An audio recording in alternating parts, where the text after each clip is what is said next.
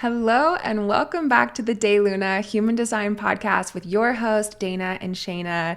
This is a really juicy conversation all about fertility and hormone health and the gut and the energetics of human design and how you can understand and support all of that with your human design, which is such a fun and juicy topic and honestly so important, something that we were really excited to learn more from our guest, Dr. Mona Wiggins, who is a return guest. She is also a recommended reader on our site. We love her. We've known her for a lot of years. So this is a really fun and juicy conversation. Yes, so Dr. Mona is a 3-5 emotional manifestor and an intuitive functional medicine provider with over 19 years of medical experience. She works one-on-one with women and couples to help them understand and optimize their gut health, hormones, and fertility through the lens of functional medicine.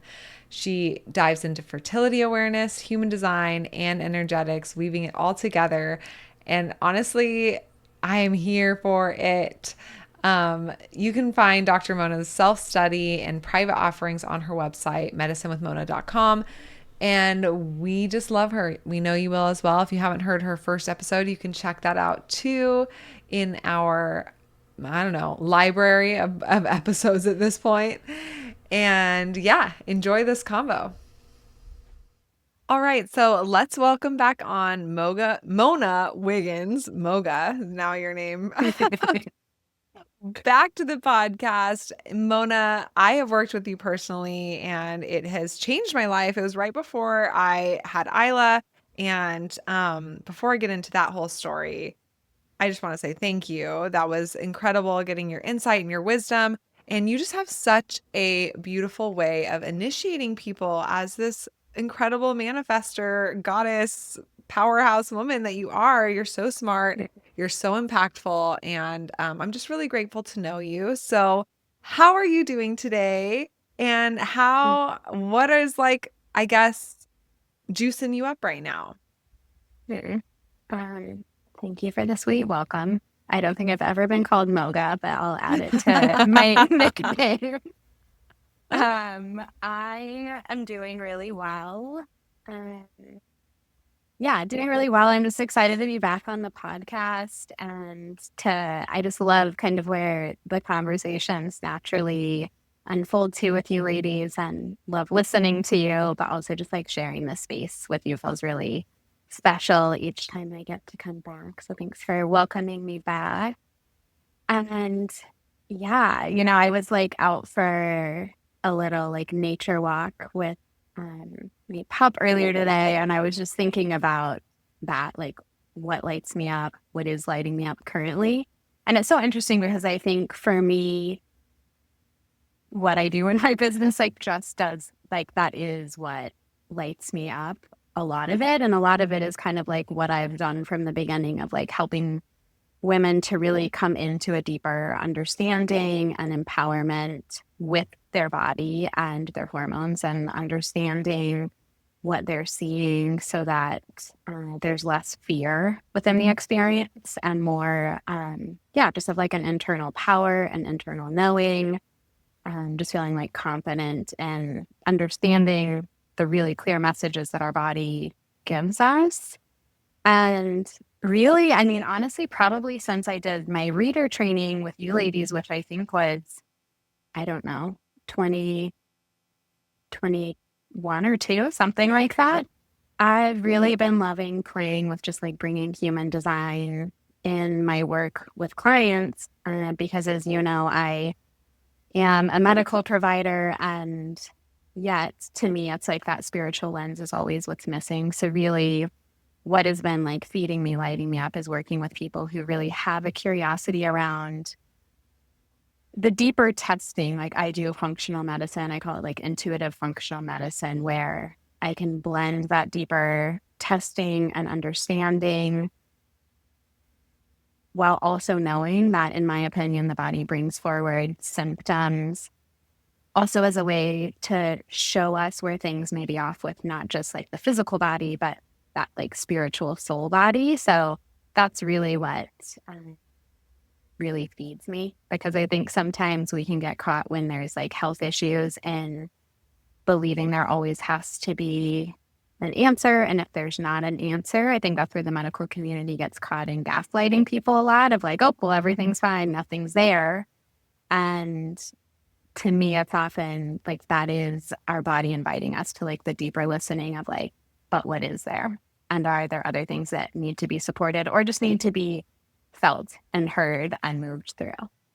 Yes, I found that it was so helpful working with you because there's just my entire experience working with the medical industry in general has been gaslighting or completely um just not helpful at all. Like redirecting or you know, so expensive for no reason and just not helpful and not even honestly feeling like scared to talk to my doctor about certain things because they're going to think that I'm crazy or they're just not going to understand or care.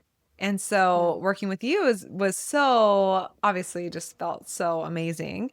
But also I remember at the time when we did all of the testing, it was before I got pregnant with Isla.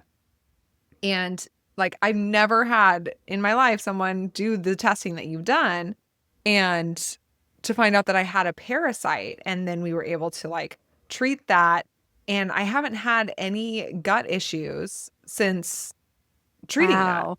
which is Wow. so crazy because my whole life I feel like I have had gut issues and then we treated that parasite and then, you know, just totally changed everything with my gut health. So it's just so crazy. And I remember at the time too, you know, getting treatment for the parasite, like I took it to my primary care doctor and they were like, didn't believe me. Like they didn't believe the test results that I brought them and they didn't want to do anything for it. So then I had to find a different way to get, you know, treatment. But it just, it blows my mind that we have so much information at our disposal and like people who are in places of authority don't want to use the information. Like what you're talking about of like there's information on our energetics, human design, on our, you know, soul and our purpose and on our intuition and on our cycles and our hormones and there's just so much more information coming out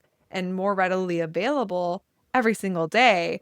And yet, people who are in a place to help people on more of a structured, you know, facility or authoritative place are only using what they were taught, you know, in school 15 years ago or 30 years ago or more.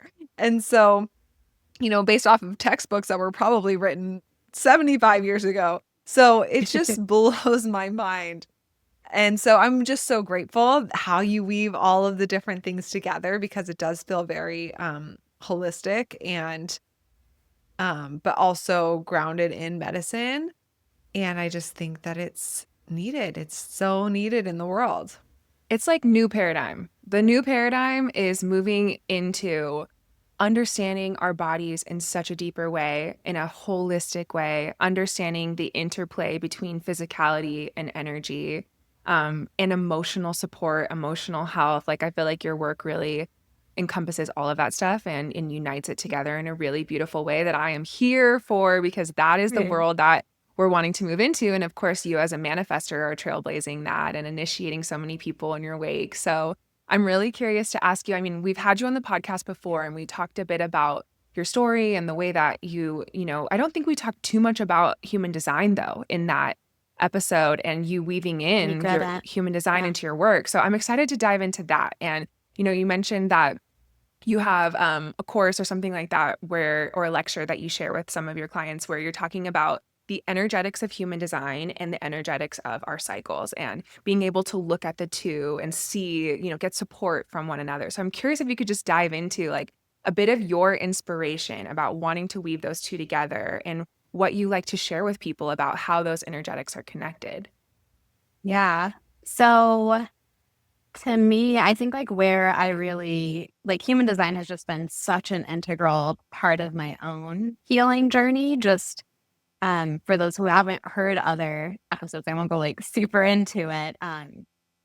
but they're like, I, for decades of my life, had really severe IBS, painful periods, like anxiety, depression, insomnia.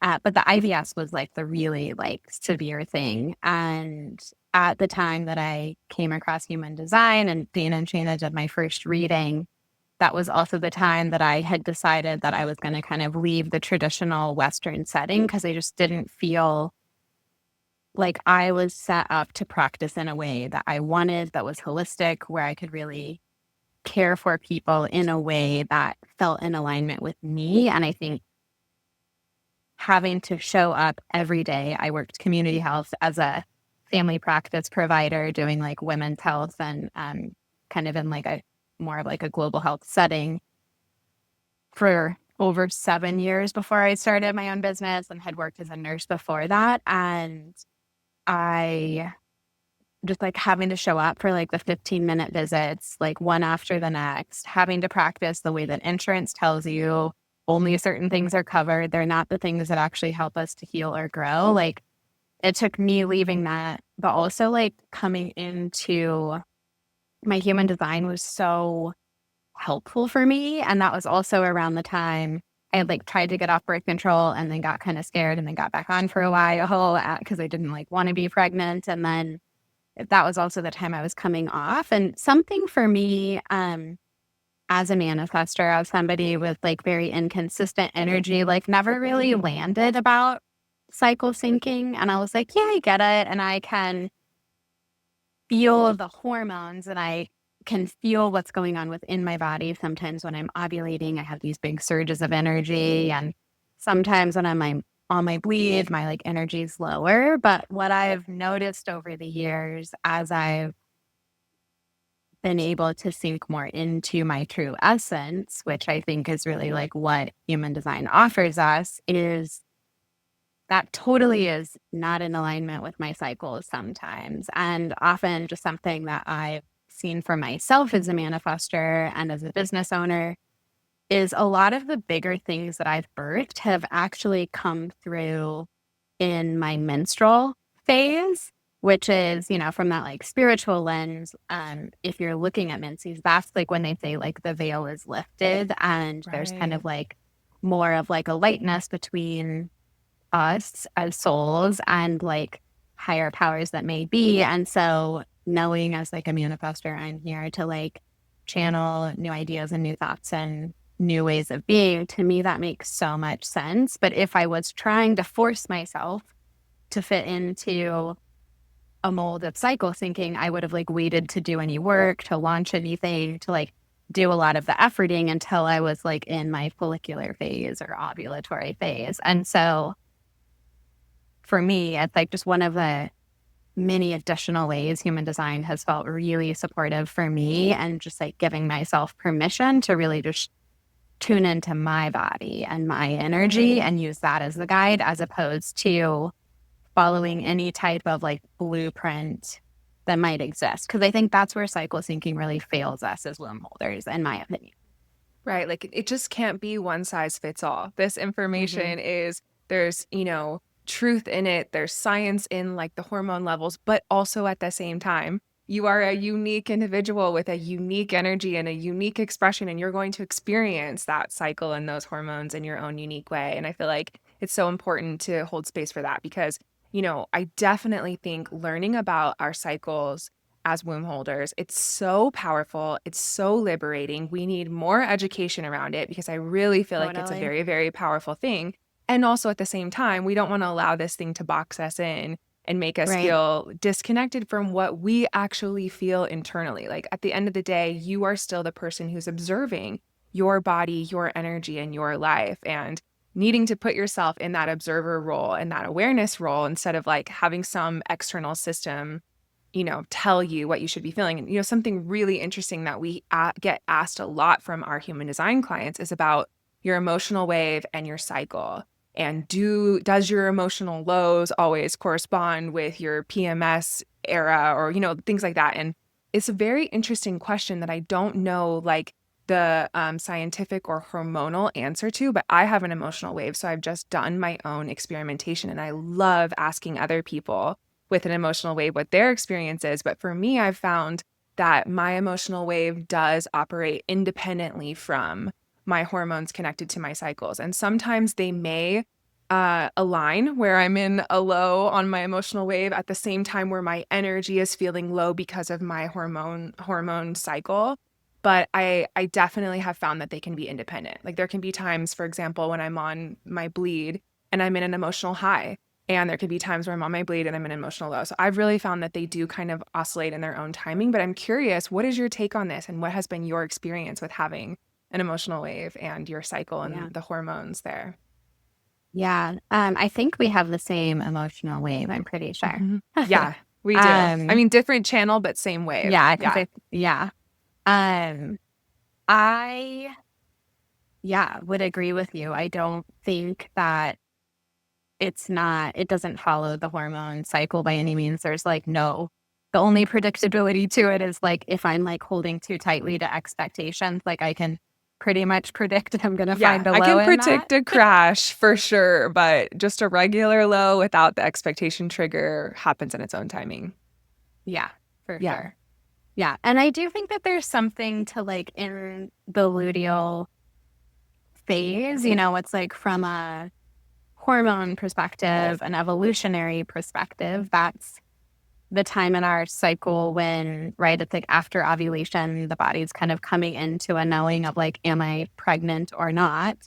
And so I talk with my clients a lot about this, but I think like that is the time in our cycle where we can be a lot more um like hold life under a little bit more scrutiny for good reasons. Because if you are like your body's spirit, mind are kind of coming into a knowing of am I pregnant or not, it's normal to look at life through a more analytical lens of like what is working, what is not working, what needs to change. And so I think if we're not aware of that, I find that we can be more critical of our own moods if we're not aware of like, oh, this is just like a normal process that I'm being a little bit more like critical, analytical, and not in a bad way, but like towards life, that this is also just like normal to be doing this with what my hormones are going through. So I think if we're not aware of that, I find like that can also tie into our like criticalness of our own emotions in that time. Right. That's really fascinating. Like they can totally interplay with one another, even though they're Totally. operating independently. So having awareness of kind of both ends of that, both lenses, your emotional wave and your cycle, it can really be helpful because it can help you understand your wave better, actually, and Totally. also understand your cycle better through your wave. Yeah, so Totally. cool. So I'm curious to ask you, with functional medicine and kind of like taking in the holistic approach, really understanding the full picture, what does that really mean? Like, obviously, I heard about functional medicine, but I'm just curious, like, what is the definition and what makes it different? What differentiates it from kind of more traditional Western medicine? Yeah. So functional medicine, like I'm gonna just say how I would define it or like describe it to people. But another word that you can use for functional medicine or that people maybe have heard is root cause medicine. So functional medicine is really based in the concept that when we have symptoms, those symptoms are a clue to an underlying or root cause. So you can think of the symptoms kind of like the leaves on a tree. So if you have acne, what's the actual cause of that acne? Or if you have painful periods, what's the actual root cause of that? Versus a Western approach would be you have painful periods, get on birth control that's going to shut down the communication between your brain and ovaries and alter hormones and kind of put like a band-aid or like sever what's going on to address the symptoms versus being like, oh, you have painful periods. Do you have gut imbalances? Is your cortisol imbalanced? Are there nutrient deficiencies going on? So functional medicine is really looking to see like what's the true cause of what is being expressed. So it would be like going down to the roots of the tree to be like, are the roots diseased? Is like the tree dying underneath? Is it the soil versus being like, oh, these leaves look yellow. Let's just cut the leaves off.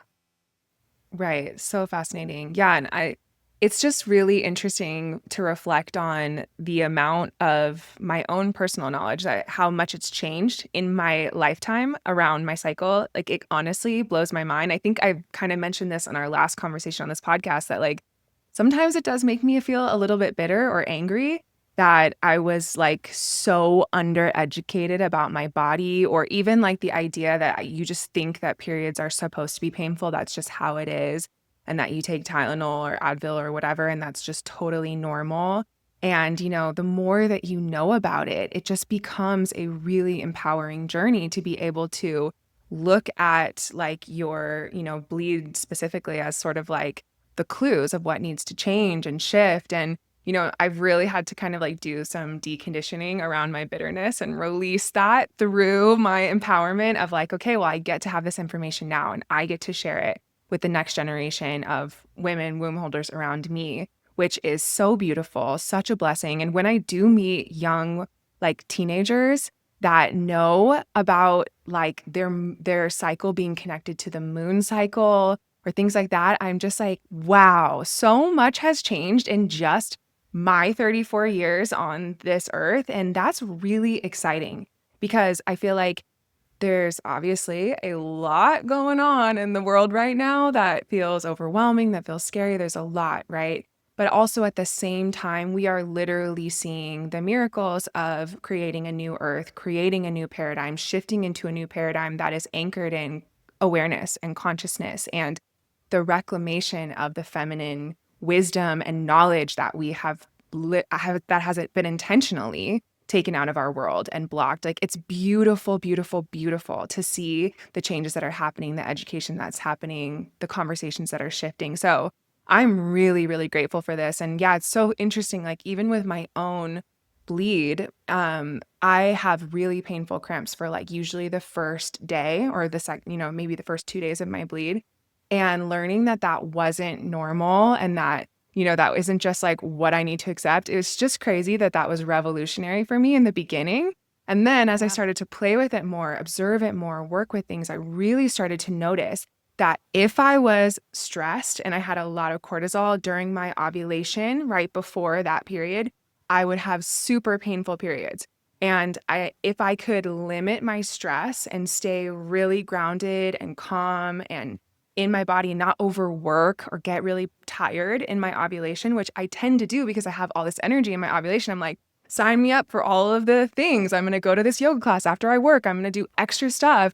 And then I would create this really painful period for myself. So I started to see, the directness of my experimentation blew my mind. Like, literally, if I could just stay unstressed during my ovulation, I didn't have to take a single ibuprofen or even have a hot water bottle for my cramps. And it was just like mind blowing to me how direct I could see the results of that. So I don't know too much about like whether it's like you have heightened then progesterone or like whatever the like technical terms. I don't remember them, even though I have read it, but it was just so crazy to see, to discover that about myself and then to be able to actually work with it. And it still felt kind of challenging to get it perfectly because sometimes it just happened the other way, but it was really illuminating to understand that about my body.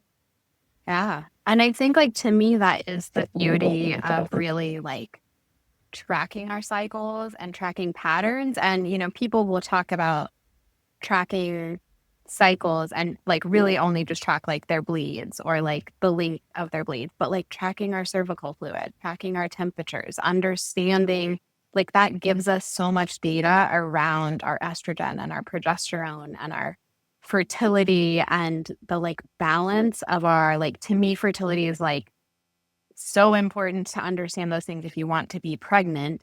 And understanding our fertility is really just about understanding our vitality and the health and like longevity that exists long term. It's like I have a lot of my friends in their 40s going into like their like perimenopause like area of their life. And I was thinking today too, I always have lots of thoughts when I'm out on walks, but I was just thinking today too of how, same as you, Dana, like I, for a long time was like like, why didn't I know this sooner? And like, why did I struggle for decades feeling the way I felt before I came to what I came to?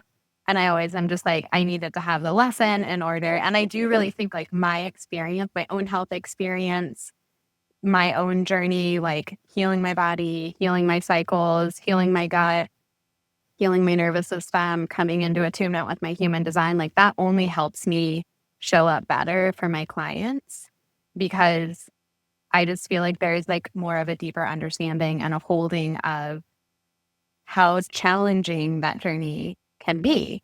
And in listening to you talk about um, just like your pattern, I think to me, I was like, I'm curious if you feel like any of that has to do like with you being a projector and having that like overall lower Definitely. energy and maybe trying to like show up in a way that wasn't necessarily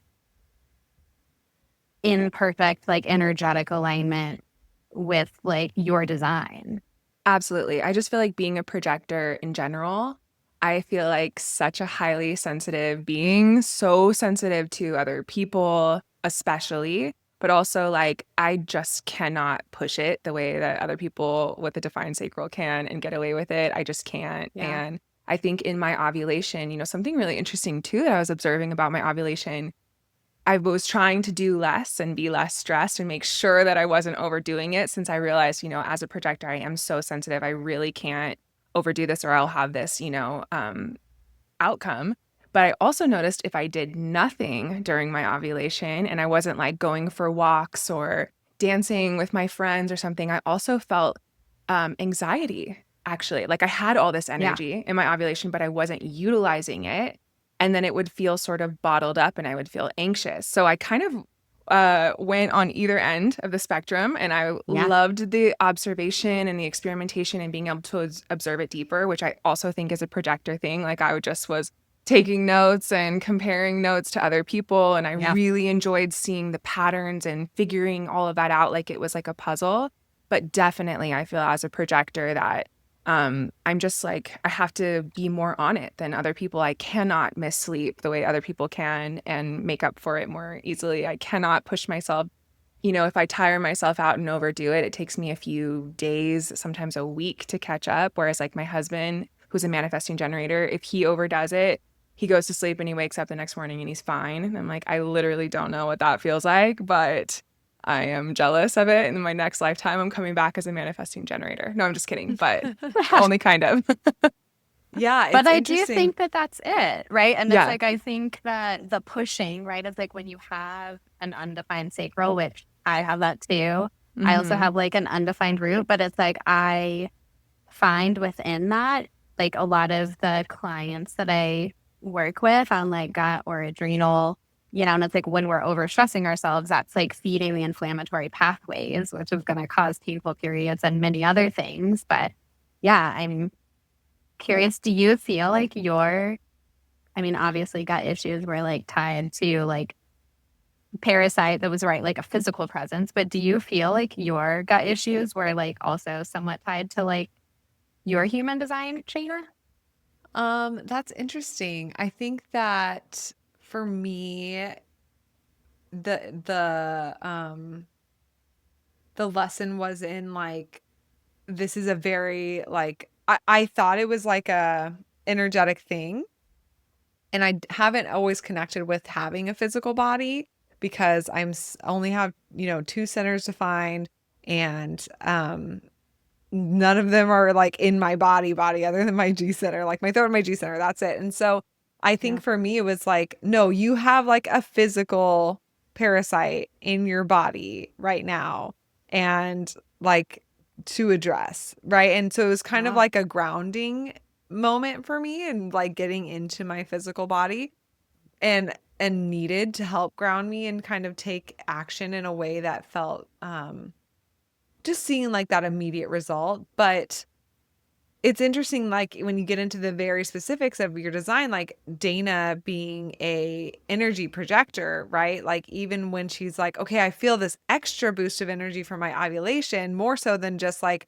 my normal baseline energy as an energy projector, but so let me like not do anything then for this ovulation, but she's still an energy projector with a defined route to emotional center. So she needs to go on walks and, dance and move her body and get some of that energy out without overdoing it. Right. Cause that's like the slippery slope. It's like, I'm ovulating. I have this juicy energy. I'm dancing. I'm partying. Like, yeah, sign me up. Let's do that thing. Like, fuck yeah. Right. And it's noticing like, okay, I can't just do nothing because then the anxiety is going to show up, but I can't do it all, even though I feel like that energy might be there. And I love that experimentation part because it's so true how with hormones and human design, like specifically, it's all this like crazy experiment that we are all just going to be observing and figuring out because there's no science behind it. There's no field studies that have happened in the past. And like, even with our hormones in general, right? Like so much of that you hear, it's like, oh, there's just no studies. Like we don't know. Doctors are just guessing or, blaming everything on hormones. And then that's it. That's as far as it goes. And so it's fascinating to me, and this topic has come up a lot lately around, perimenopause and around, postpartum or how our hormones can shift as women and how different it is for every single woman.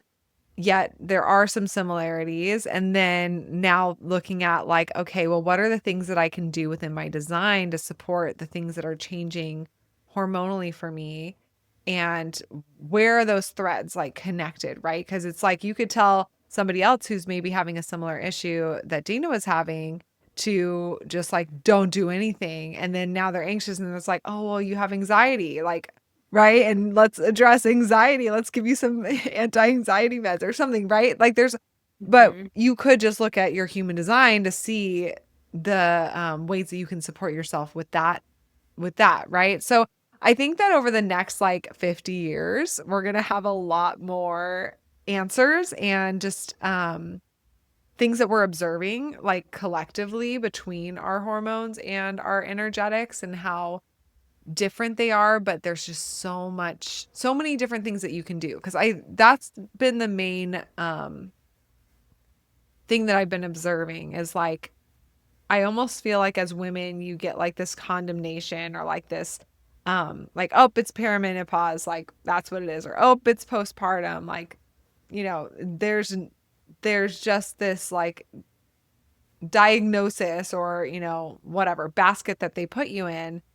And that's as far as it goes. And then everything that you experience from that moment on just goes into that same basket. And human design gives you these like little tools that you can play with to understand it deeper. And there's also other things I'm sure that give you a lot of tools and support. So it's just been really, I think it's coming around a lot for us right now with different clients that we've been working with and friends and family, because I think that it's like the direction that we're headed in is really deciphering all of this because it is confusing and it is complex and it's going to take been a forgotten. lot of, it's been forgotten. Yeah. Like forgotten. I mean, like I have asked my mom about her journey in perimenopause and menopause, and she will tell me nothing. She's like, oh, it came, it went, like, whatever. And I'm like, no, I want to hear, like, what was your mother's experience with it? What was your experience? Like, what do you have to share? And it's like the passing that wisdom down has been like forgotten and it's just now being reawakened and remembered. And so I feel like it's so like that's the way of the future is remembering like this ancient wisdom, the ancient energetics with it, but also like rediscovering the importance of studying it with science and really getting like information about it and support there. So I just feel like it's so the way of the future because it's just a big moment right now where it's coming back into our collective consciousness to help us shape a future that has divine feminine, divine masculine union and more harmony. Like this is a critical part of it. But I'd love to just ask you like a bit about perimenopause in general. What do people need to know about that journey beforehand, like to kind of lead them into the highest expression of their journey with awareness? What do people need to know about it in the years prior? I mean, I think to me, I mean, so I'm 41. My cycles are still super regular. And it's interesting. Um, my mom had like she actually had her uterus removed early on for reasons I won't share because it's not my health history. But she still had her ovaries, no symptoms going into like menopause at all, like didn't even know she was in it.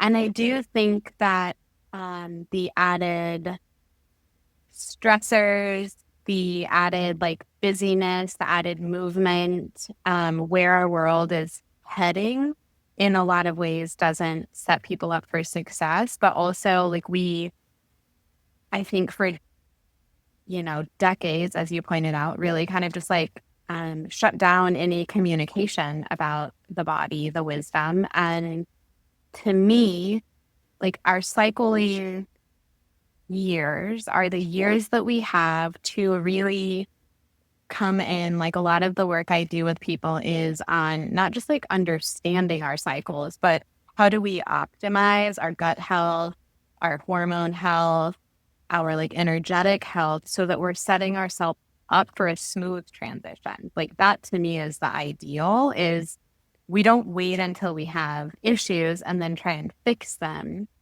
We optimize our health and keep it in an optimal state as we move along. And then we make like small shifts as we need to. So, like, for me, or a lot of my clients who are more focused on like keeping health and vitality optimized, it's like every year I do like a full, like, deep, like, blood work panel that includes hormones. I do the Dutch test, which is like a deeper, like, sex and adrenal hormone panel. I do gut microbiome testing. And it's like all of this I look at and say, like, okay, where can I shift things in my diet and my lifestyle, in my like herbs and supplements that I take? And to me, like, that is the approach if we want to have a smooth transition. And not to say that that'll, totally remove any issues or symptoms somebody has. But I do think having awareness of what's going on so that we're not freaked out, we're not stressed, we're not like over anxious about what's happening, but we're just like, oh yeah, like my whatever cycles are getting shorter, my luteal phase is getting, like, my cervical fluid is getting less. Just like understanding things that happen as we age helps us come into the journey in more empowerment. And when our bodies set up in an optimal way and our gut and hormones all along the journey are optimized, that's only going to make the journey smoother. And then again, we can like come in and make small like tweaks and shifts as we need to. Yeah, I love that. And it's like it's a long-term self-care lifestyle. And I feel like that's a very opposite way of how Western medicine addresses health. It's like a short term, you go for one thing, you take this pill, it's the quickest, fastest fix for Reactive. the symptom. Yeah. And it's just, and it's, doesn't work that way. It's not how life works. It's not how we nurture a garden, right? It takes continual checking in. It takes continual nurturing and responding to the changes that happen in the seasons of life. Like, we take care of ourselves in the same way. So I really love that. And I'm curious to ask you, I mean, in general, like, I don't know very much about gut health or hormone health, but I have been having so many just downloads and pings about how like these are the elusive things that are the root of everything else. And we don't understand them. We haven't been taught about them. At least I hadn't in my life. And I recognize that these things are so important. They're interconnected and infused with every other experience of your life.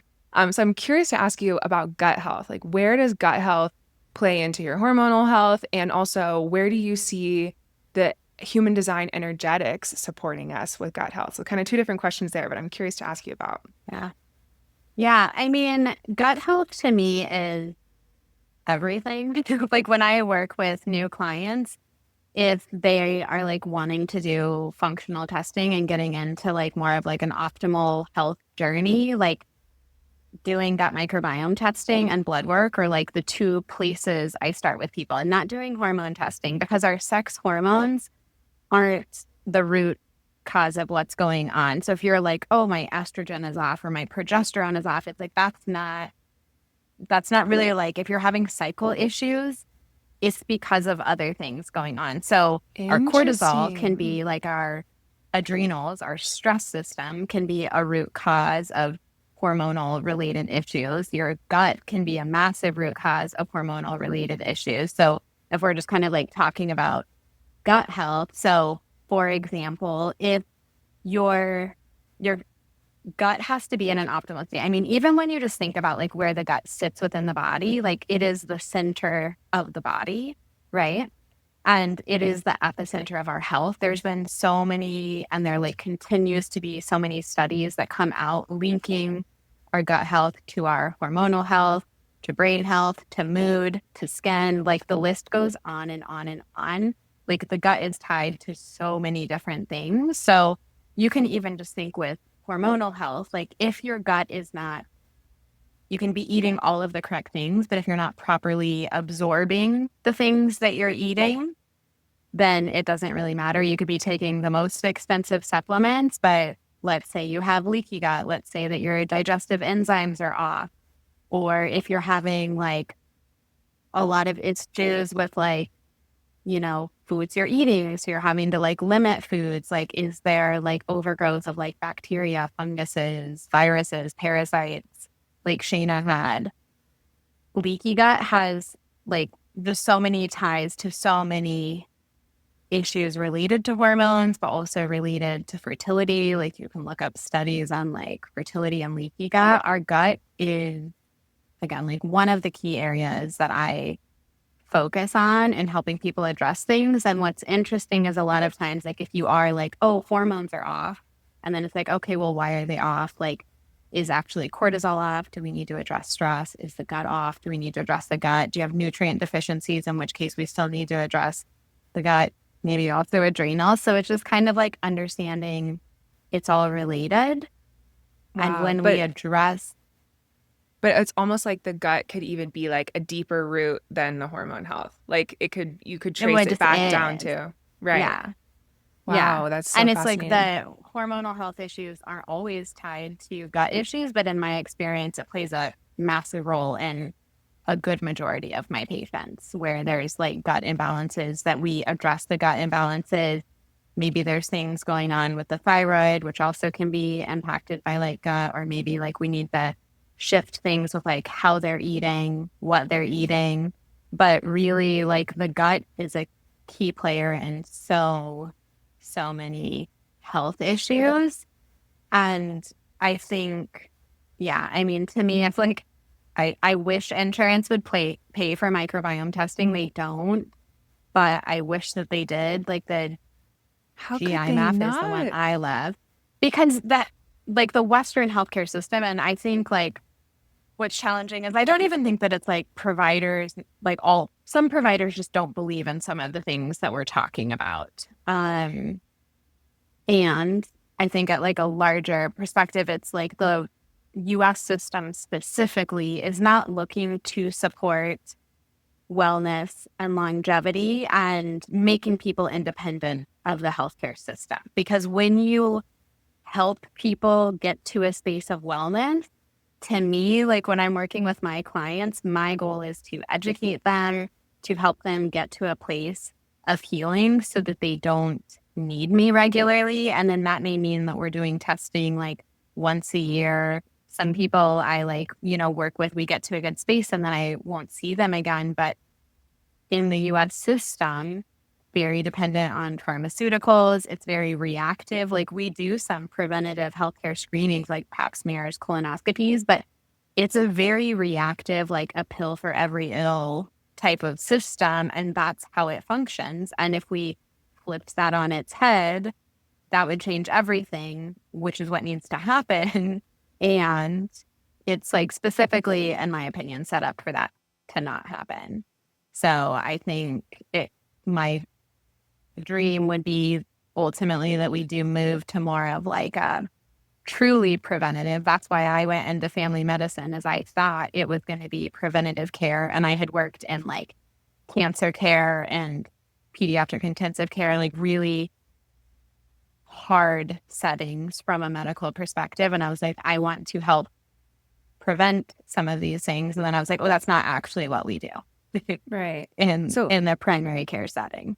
So in your opinion, like how do we make this shift? I mean, is it up to the individual to invest your money in, these that things that your insurance won't pay for, even though you must have insurance mandatory in this country. Like, how do we make these changes? Yeah. I mean, I think that it takes both like that individual who wants the care and providers like standing up and saying like we want things to be different, like leaving the healthcare system like I did. And I think it's like realizing that's not realistic for everyone. Not everybody can afford gut microbiome testing. And so following people on social media that have true medical degrees, I would say like that feels important to me to make sure that people that you are following who are talking about these things are medical providers and like getting the information from reputable sources. Because I think that that is what's challenging is like not everybody can afford these things. Insurance doesn't pay for them or are you paying for insurance? And then trying to like navigate the system as much as you can to still get the benefits from your insurance. Like some of what I do is help people, like I did primary care for years, so I know what to tell people to say to get certain things covered. Right. So it's like, okay, well, go to your provider, tell them you're having ABC symptoms and that you want these tests.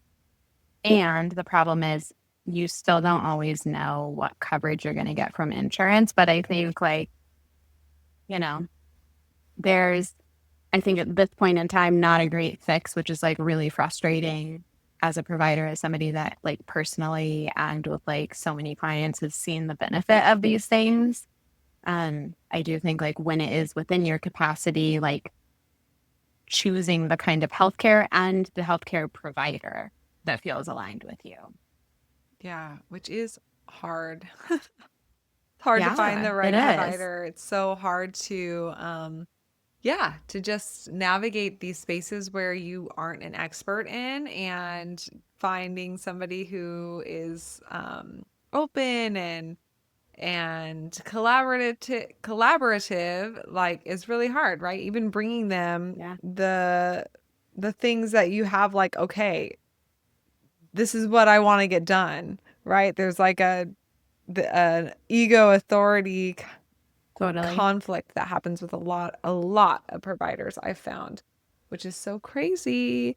Um, I love you. I love this conversation. I love just this new paradigm glimpse of the future is what I feel like. Okay, it is possible. There are things that are rising. There are people and guides that are knowledgeable and interested in actually helping people heal and feel whole and feel like there are options and that there is support that actually hears them. So I'm just really grateful that you're doing this work. And where can our listeners find you and connect with you? And where do you want to point people towards diving into next?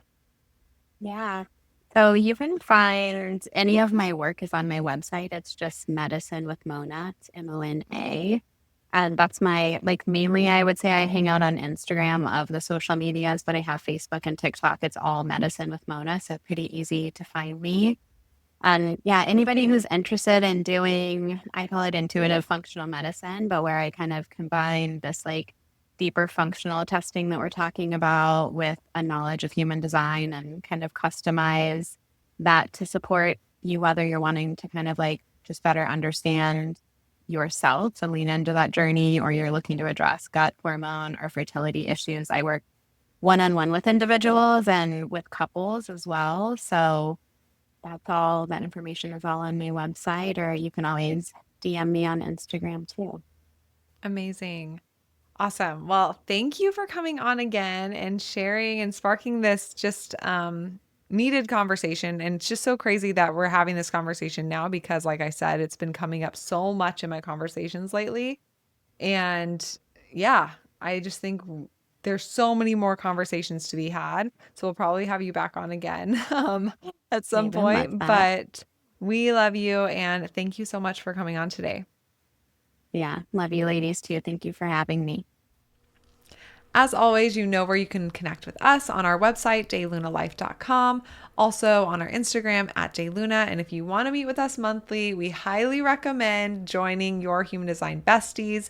You can even just come for 1 month and meet us in ceremony and check it out, see how you like it. There's so many courses and just so much information in the library there, but also just getting to meet every month with like-minded individuals and connect in ceremony and get present and do some energetic hygiene, I like to call it. It's so cleansing and healing and grounding, and really is just such a supportive presence in my life, but also everyone there in Besties. It's just incredible getting to connect that way. So if you're feeling called, come join us, come party, come play. Come dive in. It's such a fun space. And also, if you're wanting to learn more about human design in general, we have several trainings now. We have our human design reader training, which is the full system. And then we have a Gene Keys and 64 Gates training where we go through every single activation in the chart. And that is an incredible resource if you're really wanting to bring depth of understanding to your friends and family, also to your clients, weaving into your business in some way. So you can check all of that out on our website, daylunalife.com. And we hope that you have an amazing, expansive, beautiful rest of your day. Thank you for tuning in with us today. If you like this video, be sure to like and subscribe to follow along and learn more about human design.